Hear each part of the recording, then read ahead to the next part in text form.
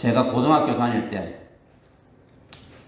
학생 신앙운동을 하였는데 교회 고등부 친구들이 너는 나중에 목사가 되면 참 좋겠다 는 소리를 했는데 그 소리가 어찌나 그렇게 듣기가 싫은지, 야 모두 다 목사하면 누가 장사하고 누가 의사하고 누가 건축가하고 누가 농사짓고 하냐, 그런 쓸데없는 소리 하지 마라 하면 친구들이 너 요나처럼 될래? 너 요나 같구나 하는 소리를 자주 했는데 그 소리가 제일 싫어했습니다. 그런데 실제로 그렇게 되었습니다. 하나님이 사명을 주셨는데 도망갔다가 다시 돌아온 목회자를 일컬을 때 우리는 흔히 요나 같다라고 스스로 간증하거나 또한 다른 사람을 소개합니다. 오늘 이 요나서의 주인공인 요나는 북이스라엘의 여로보암 2세가 나라를 다스릴 때에 BC 793년에서 753년에 북이스라엘의 선지자로 활동을 하였습니다. 요나서는 다른 선지서와는 달리 요나를 3인칭으로 기술하여 그의 예언 전후 사건을 이야기로 극화한 선지서입니다. 대부분의 선지서는 1인칭으로 하여서 하나님의 말씀을 선포하는 예언서 중심인데 요나서는 3인칭으로 그 사건 전말의 이야기를 극화로 드라마처럼 만든 선지서입니다. 오늘 본문을 통해서 요나가 잘한 점이 무엇이고 잘못한 점이 무엇인가, 요나의 장점은 무엇이고 단점은 무엇인가를 살펴보므로 오늘 우리 성도들의 교훈으로 삼고자 합니다. 첫 번째, 요나가 잘한 점은 무엇인가, 요나의 장점은 무엇인가에 대해서 한번 생각해 봅시다. 첫 번째로 요나는 차선이지만 회개를 하였다는 점입니다. 요나는 철저한 회개, 최선의 회개를 하지 못하였습니다. 그럼에도 불구하고 그는 차선이지만 회개를 하였습니다. 그가 두 번의 회개를 했는데 첫 번째 회개는 풍랑의 위기에 처하였을 때 일입니다. 오늘 1장에 보면 요나는 니누의 성읍으로 가려는 하나님의 명령에 불복종하여 다시스로 도망하기 위해서 배를 탔습니다. 하나님이 계시지 않는 곳이 어디에 있겠습니까? 요나가 하나님의 낯을 피하려 한다고 피할 수가 있겠습니까? 하나님으로부터 피하는 것은 헛수고일 뿐이고 시간 낭비요, 돈 낭비요, 정력 낭비입니다. 아담과 하와가 범죄한 후에 하나님의 낯을 피해 보겠다고 에덴 동산 나무 사이에 숨어 있었던 것 같은 발상입니다. 하나님이 어떤 분이십니까? 하나님은 무소부재하시고 아니 계시는 것이 없고 전지전능하시고 모르는 것이 없고 모든 능력을 행하시며 영원불변하신, 영원히 변치 않으신 유일무이한 참 하나님이십니다.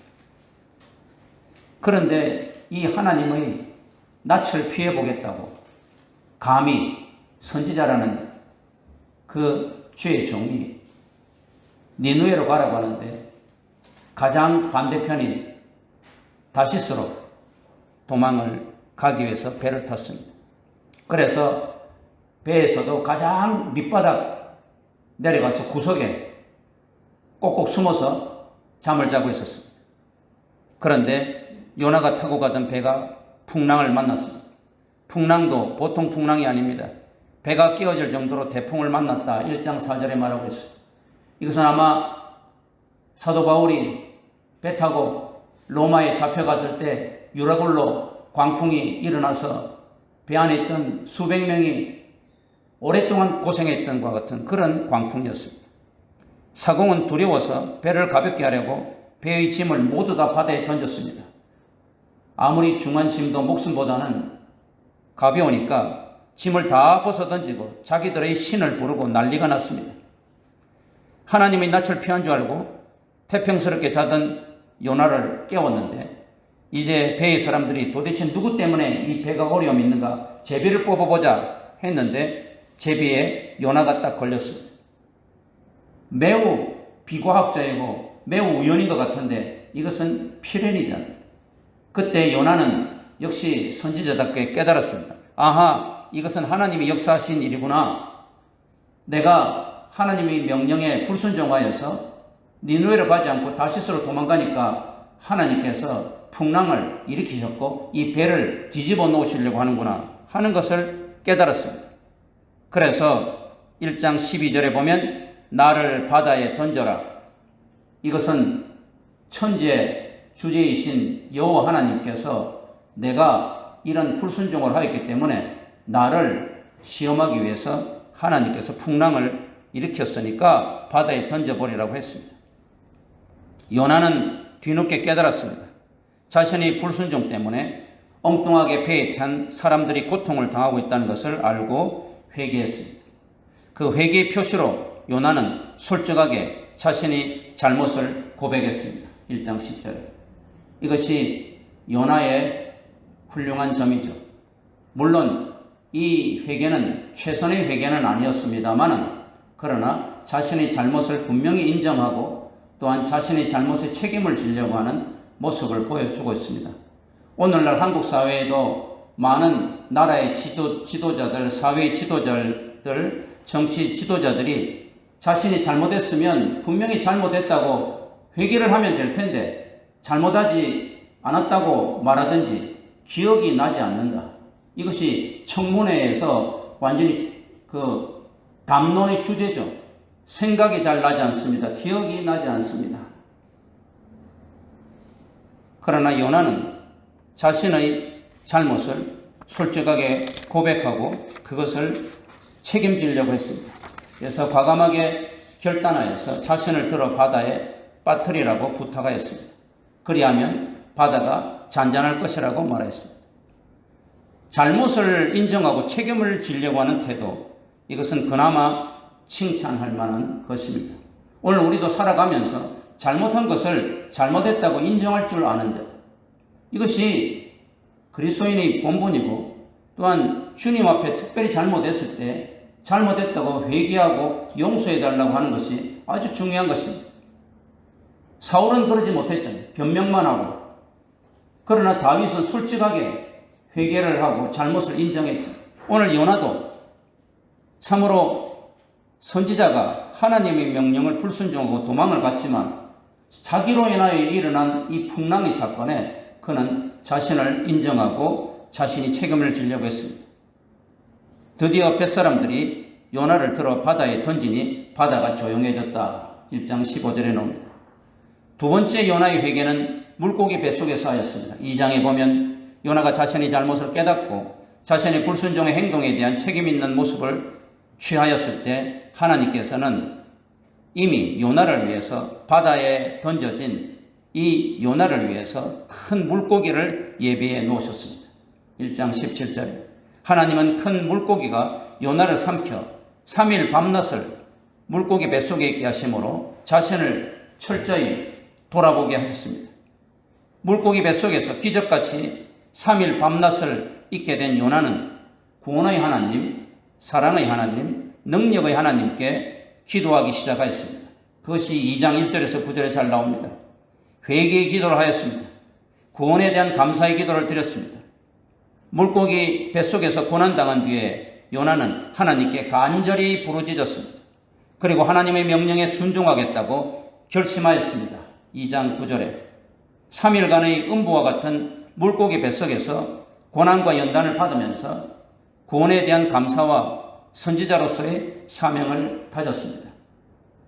이것을 세상 사람들은 이거는 엉터리다, 지어낸 이야기다, 신화다, 이것은 전설이다, 허구다 라고 이야기하지만 하나님께서 못하시는 것이 있습니까? 실질적으로 이 요나가 물고기 뱃속에서 3일간 있었다고 하는 것은 하나님의 인도하심이고 기적 중의 기적이고 요나를 회개시키려고 하는 것이었죠.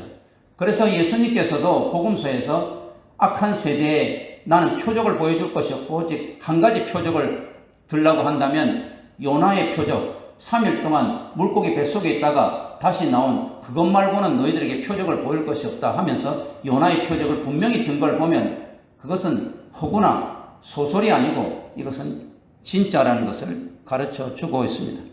그리하여서 요나는 물고기 뱃속에서 회개하면서 내가 이제 소명을 피하지 말아야 된다. 사명을 주셨는데 곁길로 피해서는 안 된다. 이렇게 다짐하고 결단하고 하나님 앞에 부르짖었을 때 하나님께서 물고기에게 명하사 요나를 육지에 토해내게 하셨습니다. 2장 10절. 사명을 깨닫고 주님의 말씀에 순종하려고 할 때 하나님께서는 요나의 앞길을 선하게 인도하셨던 것입니다. 이것이 두 번째 회개입니다. 그러나 앞에도 말씀드렸듯이 요나의 회개는 철저한 회개도 아니었고 완전한 회개가 아니었습니다. 그는 인간으로서 감당할 수 없는 위기, 도대체 이 풍랑을 어떻게 감당할 수 있겠습니까? 더군다나 물고기 뱃속에 들어간 이 위기를, 이 환란을 어떻게 감당할 수 있겠습니까? 그런 위기와 환란을 맞게 되자 매우 두렵고 떨려서 어찌할 수 없어서 마지못해서 부득불하게 되었습니다.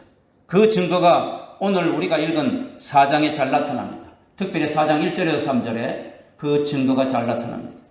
그의 회개는 완전한 회개, 최선의 회개가 아니라 차선의 회개였던 것입니다.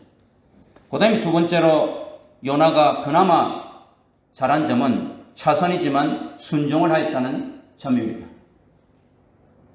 우리가 요나서를 보면서 요나는 선지자이면서도 모든 백성들에게 모범을 보여야 할 선지자이면서도 그는 하나님 앞에 선지자로서 최선을 다하지 못한 종이었다는 것을 보여주고 있습니다.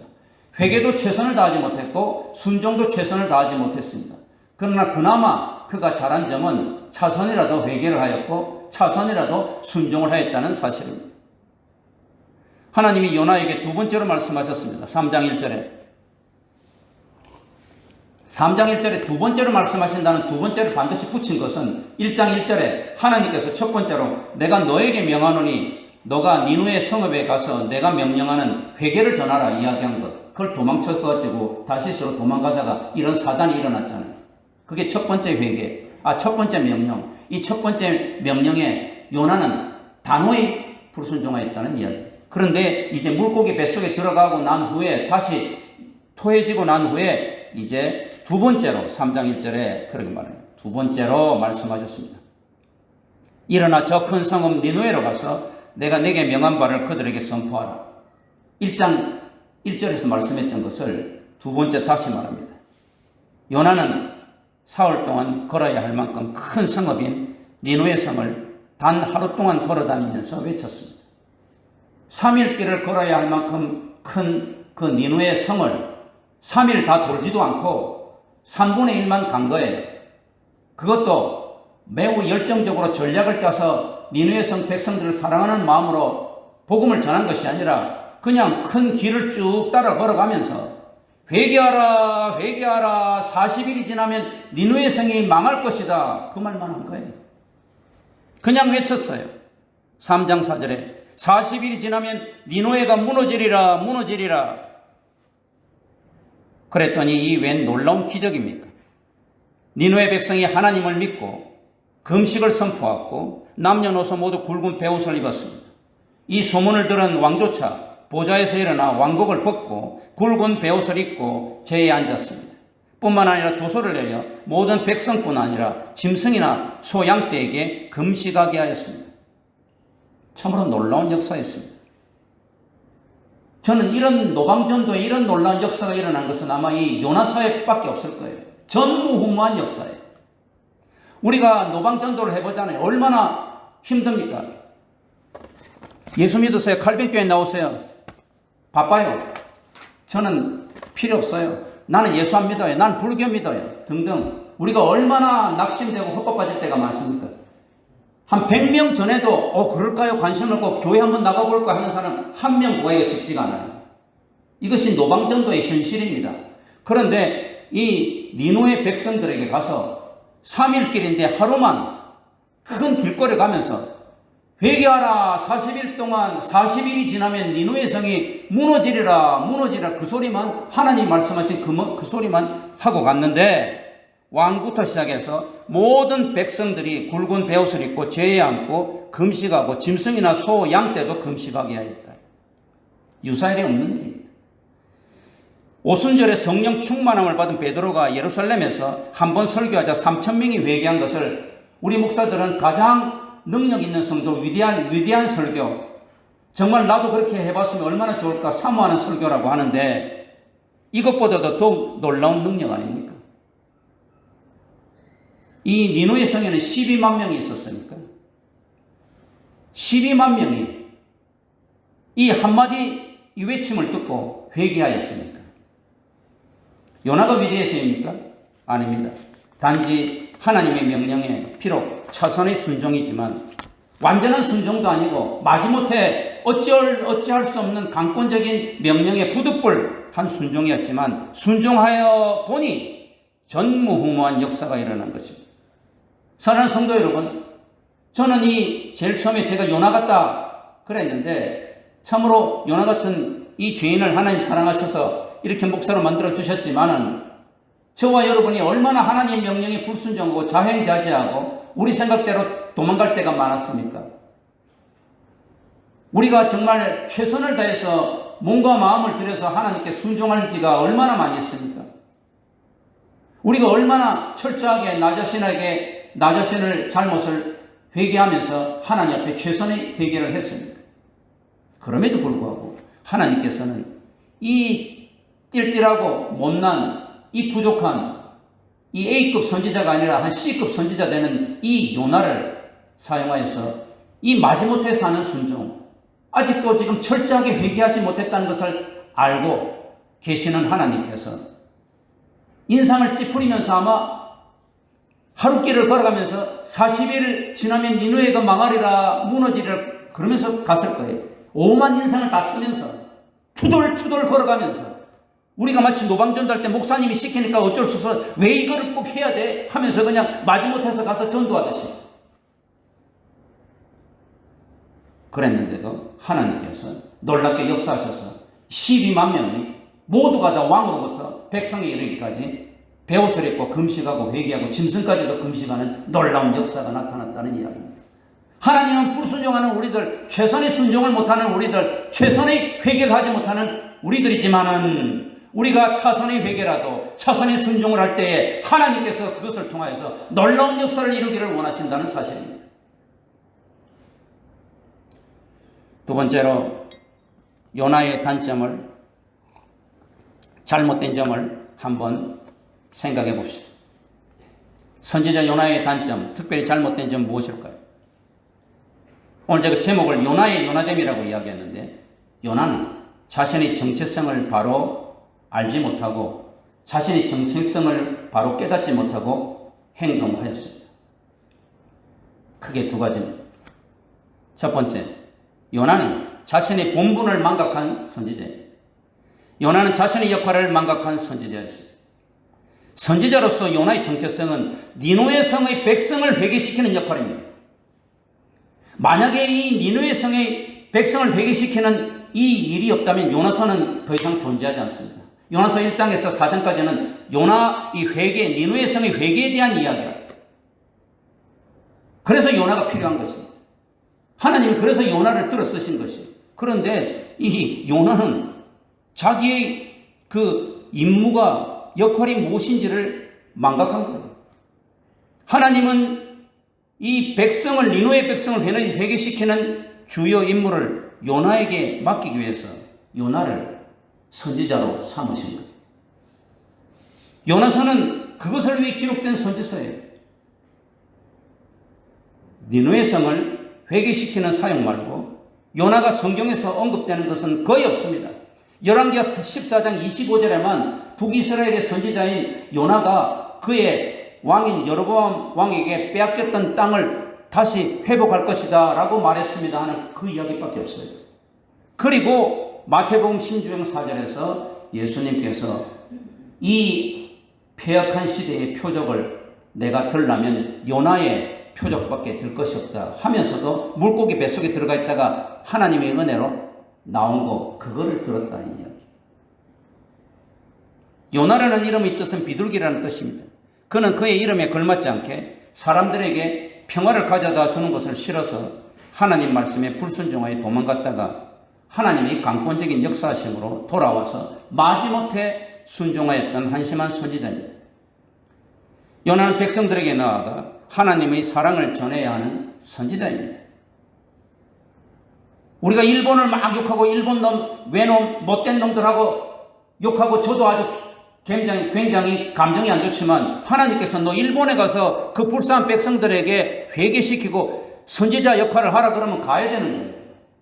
일본 사람들을 사랑해야 되는 거예요. 그래서 제가 아는 선교사님은 일본 사람들이 마늘을 싫어하고 김치를 싫어한다고 해서 20년 동안 김치를 안 먹고 그들에게 복음을 전한 거예요. 그래야 안 되겠어요. 그러나 요나는 자신이 선지자임을 망각하고 자신의 생각과 뜻대로 자행자재하였던 인물이었습니다. 요나는 참으로 한심하고도 당돌한 선지자입니다.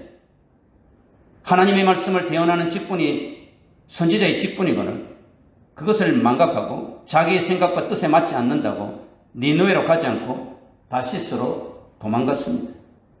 그가 이런 한심하고 어리석은 짓을 한 배후에는 선민의식이 너무나 강하였기 때문입니다. 여러분, 신앙생활하는데 너무 잘난 사람은 신앙생활 잘 못합니다. 하나님을 반드시 배신하고 불충성하고 불순종합니다. 그러니 여러분, 내가 좀 못났다, 내가 좀 공부도 못하고 학벌도 좀 보잘것없고 내가 핏줄도 보잘것없다, 그게 복인 줄 아세요? 너무 핏줄이 좋고 너무 잘났고 너무 많이 배웠고 너무 인격이 훌륭한 사람은 자의식이 너무 강해요. 신앙생활엔 자의식이 강한 그것이 자기에게 장점이 아니라 신앙의 단점이 되고 걸림돌이 될 수가 있는 것입니다. 요나는 선민의식이 너무 강하였어요. 나는 하나님의 택한 백성 이스라엘의 사람인데 더군다나 나는 이 선민 중에 뽑혀서 하나님의 계시를 선포하는 선지자인데 요나의 이 선민의식, 이 강한 자의식이 요나로 하여금 자신의 직분과 역할을 망각하게 하였습니다. 하나님은 이스라엘 백성들뿐 아니라 이방 백성들도 사랑하시는 아가페 사랑의 하나님이십니다. 요나는 하나님께서 택하셔서 선지자로 삼으신 이유가 불순종하는 이방 백성들을 말씀으로 회개시켜 하나님께 돌아오도록 하는 역할이었습니다. 더 정확히 말해 니느웨 백성들을 회개시켜 주 앞에 돌아오게 하는 것이 요나의 사명이었고 주된 일이었습니다. 만일 요나가 이 일을 하지 않고 이 사명을 감당하지 않는다면 요나서는 필요가 없는 것입니다. 그러면 선지서 중에서 요나서는 필요가 없고 요나도 필요 없고 우리는 알 필요가 없는 것입니다. 그가 차산의 불순종이라도 회개하고 했기 때문에 니느웨 성에 가서 이런 놀라운 역사를 이루었기 때문에 요나서가 여기에 있고 우리가 지금까지 수천 년이 지나도 요나서를 주제로 하여서 우리가 설교도 하고 공부도 하고 알 수가 있는 것입니다. 여러분, 이 사실을 절대로 잊어서는 안 됩니다. 우리의 삶 속에.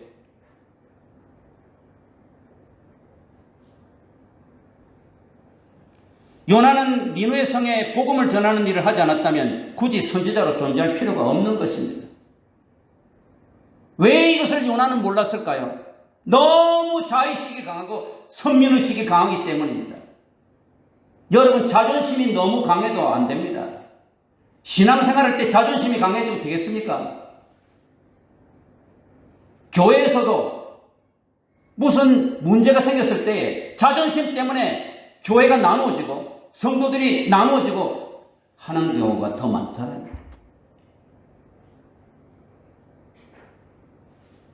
그건 문제죠. 두 번째로 요나의 단점은 하나님의 마음을 읽지 못한 선지자입니다. 선지자라고 하면 누구보다도 하나님의 마음을 잘 읽어야 될 거 아니에요. 예레미야라든지 이사야를 보세요. 호세아를 보세요. 다니엘을 보세요. 하나님의 마음을 계시를 알려주시고 말씀을 알려주시고 하나님 뜻을 알려주실 때 성령을 통하여 구약시대에는 성령을 받은 사람들은 특별히 선지자와 제사장과 왕밖에 없었는데 하나님의 특별한 그런 뜻과 계획을 성령이 가르쳐 주셨을 때 그거를 깨닫고 백성들에게 깨우치고 전해주는 역할을 하는 자가 선지자예요. 그런데 안타깝게도 요나는 하나님의 마음을 온전히 읽지 못한 선지자입니다. 요나는 니느웨 백성들이 싫었어요. 우리가 36년 동안 일제에 시달려서 이 일본 사람들이 싫듯이 본능적으로 이스라엘을 침공하여 끊임없이 괴롭히는 아수르 제국의 수도인 니누에 성 사람들이 미웠어요. 그들이 망하였으면 하는 인간적인 바람이 있었는데 하나님께서 그 성 백성들이 멸망하지 않도록 가서 말씀을 전하고 회개시키라고 명하신 것입니다. 우리가 본능적으로 사람들을 싫어할 수는 있어요. 우리 죄된 본성 때문에, 부패한 인간의 연약한 모습 때문에. 그럼에도 불구하고 하나님께서 명령하시고 하나님께서 인도하시면 순종해야 될 거 아니에요. 그것이 믿음이죠. 더군다나 선지자인데 요나는 하나님, 나는 이 명령만은 절대로 받아들일 수 없습니다 하면서 감히 불순종하고 하나님의 낯을 피해보겠다고 도망갔습니다. 요나의 이런 모습을 보고 오늘날 우리는 어떤가 한번 묵상해 봅시다. 2021년도도 한 달밖에 남지 않았는데 나는 나의 생각과 뜻으로 악한 자들, 나를 괴롭히는 자들을 미워하지는 않았는가? 일부러 내가 망하게 할 수는 없었어도 내가 예수 믿으니까 은근히 망하기를 바라고 있지는 않았는가? 더욱이 그들을 회개시켜 축복해 주시려는 하나님께 반발하지는 않았는가? 더 놀라운 것은 그 일을 나에게 맡기시려고 할 때 나는 싫다고 불순종하며 하나님의 낯을 피하기 위해서 도망가지는 않았는가? 하나님은 니누의 백성들이 왕을 비롯해 모두 금식하며 회개하는 모습을 몹시 기뻐하셨습니다. 그런데 정반대로 오늘 4장 1절에 요나는 매우 싫어하였다. 4장 1절에 요나가 매우 싫어하고 성을 내었다. 자기가 전도하고 설교해가지고 하루길 전도하면서 하였을 때 놀라운 역사가 나타나서 12만 명이 모두 다 왕으로부터 백성에 이르기까지 남녀노소 어린아이까지 짐승들까지도 모두 회개하고 금식하는 이 역사가 일어났는데 하나님은 기뻐하시는데 요나는 매우 싫어하고 성을 내었다. 물고기 뱃속에서 3일간 고난을 받으면서 그렇게 순종하겠다고 다짐해놓고 겉으로만 일시적으로 순종하고 있었습니다. 오늘날 우리도 겉으로는 하나님이 회개하였다고 하면서도 우리의 마음속 깊은 곳에는 우리 자의식이 너무 강하고 우리의 생각과 우리의 고집과 뜻이 너무 강해서 하나님의 명령에 절대적으로 순종하지 못하고 하나님이 원하시는 대로 이루어지면 아주 성을 내고 매우 싫어하고 이러지는 않는 거예요.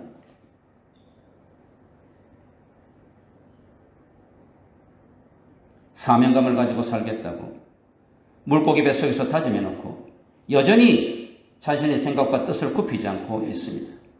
그는 오늘 이렇게 분노하고 불평합니다. 4장 2절 3절에 여호와여 내가 고국에 있을 때 이러하겠다고 말씀하지 아니하였나이까? 이 말은 나 그거 못하겠습니다. 왜 내가 니누에에 가서 회개를 시켜야 되겠습니까? 그 말이죠. 그러면 내가 빨리 다시스로 도망하였는데 주께서는 은혜로우시며 자비로우시며 노하기를 더디하시며 이내가 거시사 뜻을 돌이켜 재앙을 내리시지 않는 하나님인 줄 내가 알았나이다. 하나님 너무 은혜롭고 자비로우셔가지고 이 못된 니누의 백성들 재앙을 내리는 것을 포기하고 그들을 살리려고 하셨다. 그래서 진짜 살려주셨다. 아, 나는 정말 속상하다.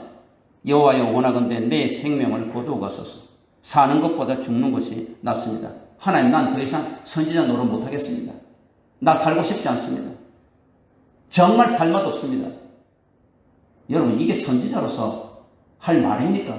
이게 할 태도입니까? 요나는 하나님께 억지를 부렸어요.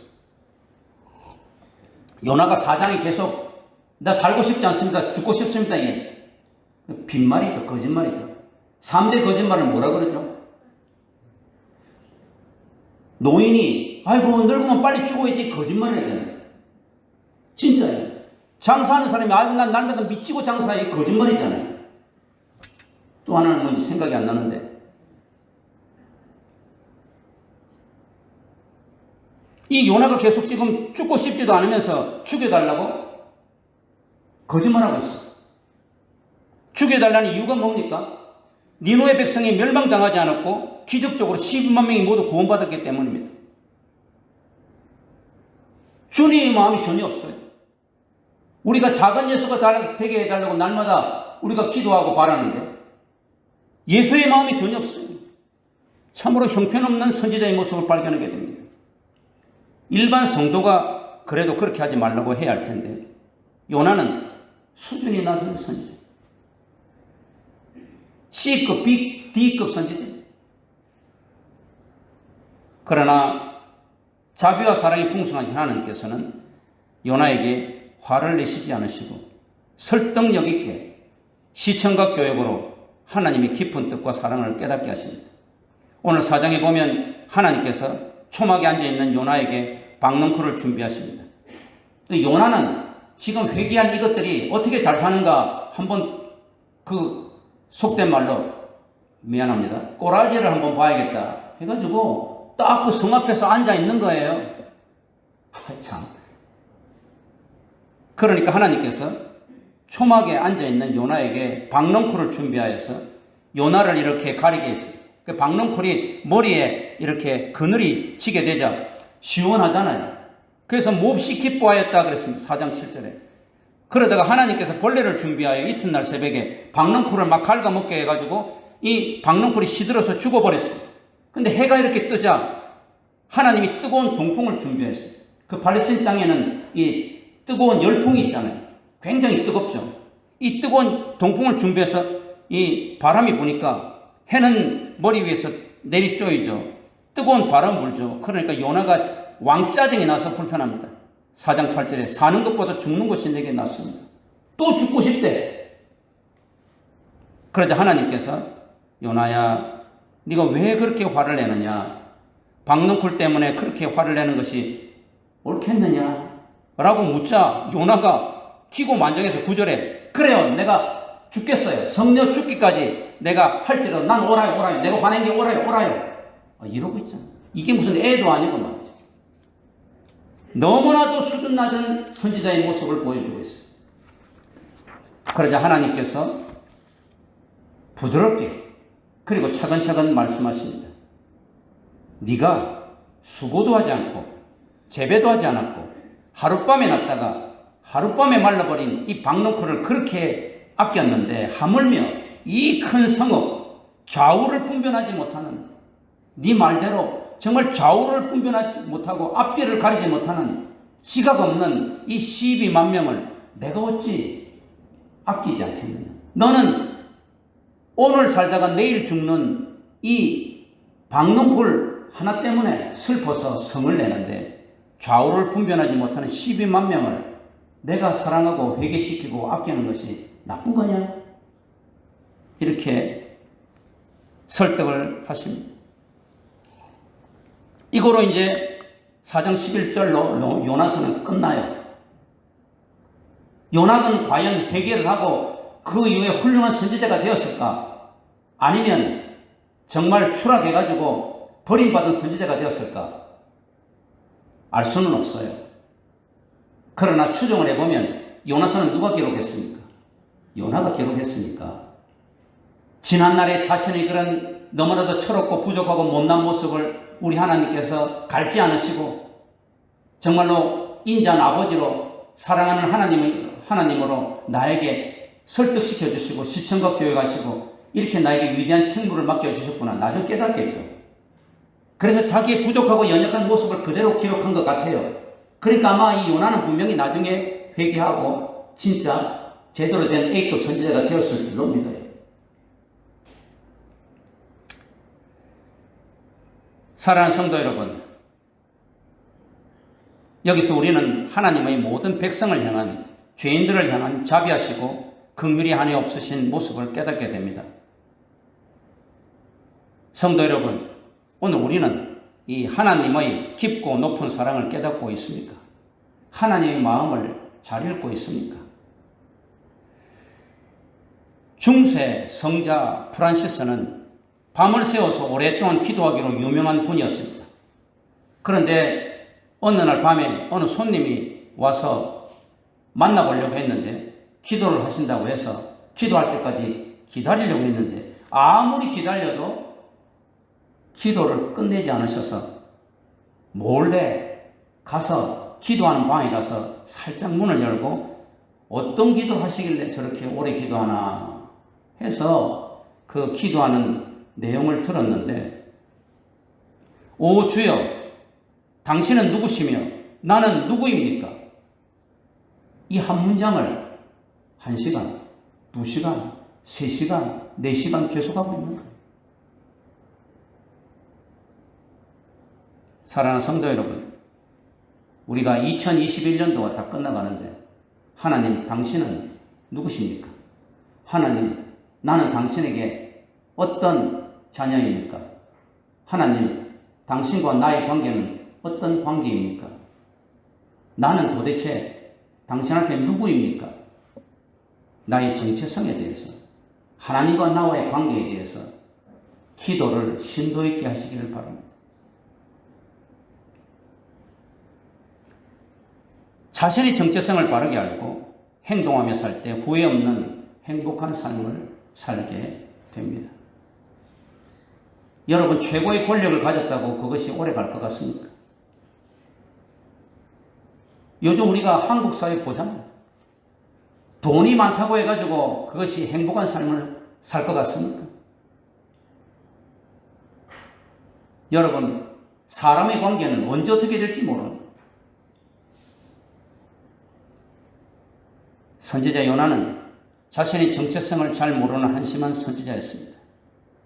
요나는 자신이 져야 할 십자가를 거부하고 마지못해 순종한 후에 심히 싫어하고 분노하는 어리석은 선지자였습니다. 자기중심적이며 이기적이고 변덕스럽고 당돌하며 토라지기 잘하고 불평이 많은 선지자였습니다. 신구약을 통틀어 이런 선지자나 사도는 성경에 없습니다. 동시대에 활동한 아모스나 호세아 선지자와 비교할 때 얼마나 허물이 많은 선지자입니까? 호세아 선지자는 하나님께서 창녀 보매를 데리고 와서 결혼 생활을 하라고 해도 온전히 순종한 자 아닙니까? 그런데 이런 허물 많고 부족한 요나를 대하는 하나님의 모습은 인자하고 자상한 아버지의 모습이었습니다. 한편으로는 부드럽게 타이르시고 차근차근 설득시키는 자상한 아버지의 모습이요, 또 다른 한편으로는 절대 주권자이신 하나님으로서 능력과 위엄으로 자신의 명령을 그 어떤 인간도 감히 거역할 수 없음을 보여주신 절대 권위의 모습이었습니다. 우리가 하나님의 명령을 거역할 수 있습니까? 하나님의 명령을, 뜻을 거역한 것을 하나님은 그대로 내버려 두실 것 같습니까?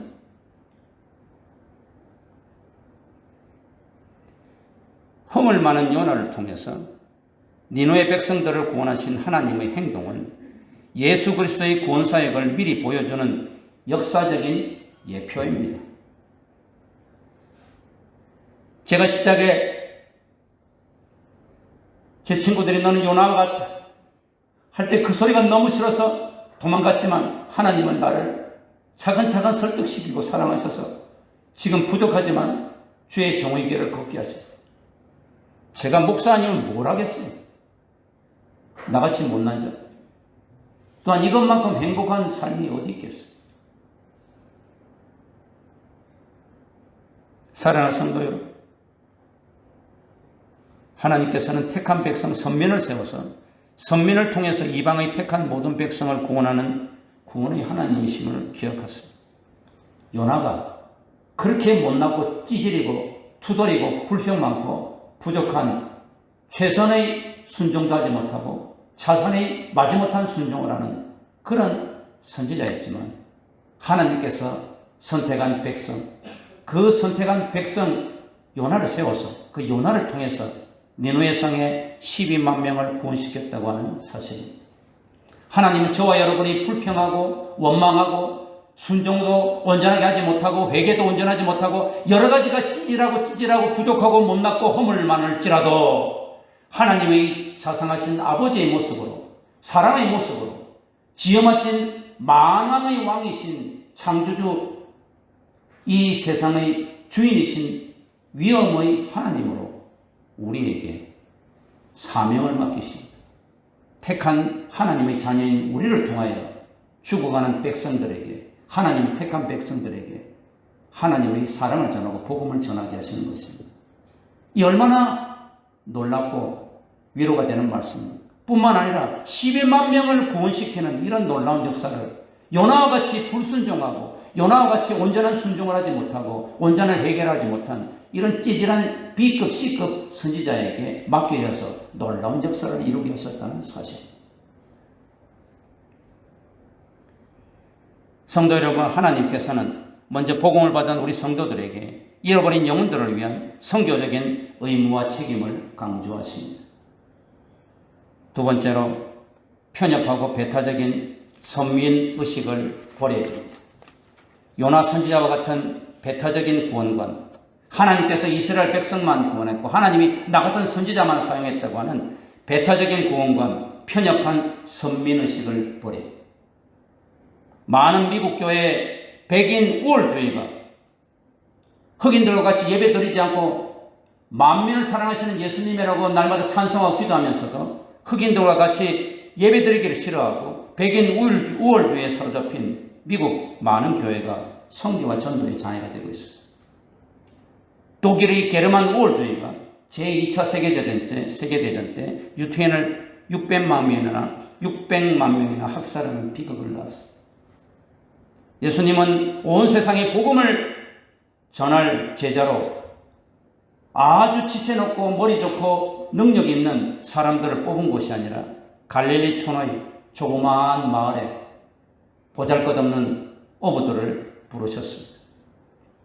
오순절에 성령을 받고도 여전히 선민의식에 빠져있는 이 구원은 유대인에게만 전해지고 해당되어야 될 줄로 알고 있었던 베드로를 주님은 강권적으로 부르셔서 로마의 백부장 고넬료에게 보내었고 회개하고 구원받게 하셔서 이방인들도 주의 구원을 받고 이방인들도 성령 받는 것을 깨닫게 하셨습니다.